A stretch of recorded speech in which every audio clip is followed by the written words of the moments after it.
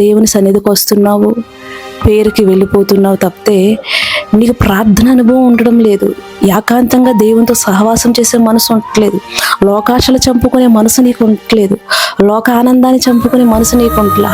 లోకంలో చెడును ఆస్వాదిస్తున్నావు కానీ దేవుని యొక్క పరిశుద్ధాత్మ దేవుడు మనతో ఏం మాట్లాడుతున్నాడు, ఆయన చిత్తం ఏంటి, ఆయన ప్రణాళిక ఏంటి, ఎంతమంది ఈ లోకంలో నశించిపోతున్నారు, ఏ భారం నేను కలిగి ఉండాలి, ఏ ఆత్మీయ అనుభవం కలిగి నేను ఉండాలి, ఎలా ముందుకు అడుగులు వేయాలని అది నువ్వు మర్చిపోతా ఉంటున్నావు ఈరోజు.